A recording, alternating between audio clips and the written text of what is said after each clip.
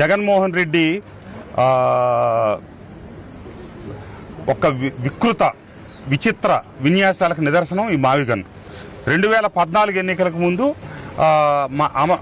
ఎన్నికల తర్వాత అమరావతిని సమర్థిస్తానని, 2019 అధికారంలోకి వచ్చా ఇంకా బాగా కడతాను, నా ఇల్లు ఇక్కడే కట్టుకున్నాను, నా ఆఫీస్ ఇక్కడే కట్టుకున్నానని చెప్పి నమ్మబలికి అధికారంలోకి వచ్చాక 3 రాజధానులు అని చెప్పి దొంగ నాటకాలు మొదలెట్టి 2029లో జనం చెప్పు దెబ్బ కొట్టి 151 స్థానంలో 11 రెడ్డిని చేస్తే ఆ 11 రెడ్డి ఇప్పుడు మళ్ళీ 24 ఎన్నికల్లో ఓడిపోయిన తర్వాత కొత్త పళ్ళ అందుకొని మావిగన్ అనే నాటకం మొదలెట్టాడు.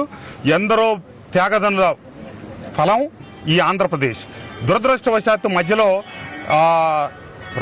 నైజాం ప్రాంతంతో కలిసి మళ్ళా 60 ఏళ్ల తర్వాత విడిపోయి ఈ రోజున ఏ రకమైనటువంటి మద్రాసు తమిళనాడుకి ఆయువు పట్టుకుంది, బెంగళూరు కర్ణాటకకి ఆయువు పట్టుకుంది ఆర్థికంగా, అట్లాగే మహారాష్ట్రకు బాంబే, తెలంగాణకి హైదరాబాదు.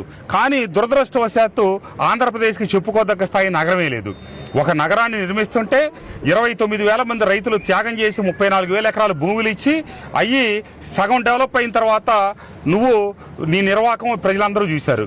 మళ్ళా రేపు అధికారంలోకి వస్తే మళ్ళా అమరావతి నేను పాడు పెడతానని చెప్తున్నాడంటే ఇంతటి దుర్మార్గుడు, ఇంతటి వ్యక్తి అసలు ఎవడో భారతదేశంలో పుట్టిండడు, ఇంత తిరోగమన చర్యలు చేపట్టే వ్యక్తి. కాబట్టి ఎక్కడున్నా తెలుగు జాతి ప్రజలందరూ అతని వైఖరి ఇప్పుడు దాకా దొంగ ముసుగేసుకొని వాళ్ళ నాయకులు ఒకటి చెప్పేవాళ్ళు, ఇతగాడు ఒకటి చెప్పేవాడు.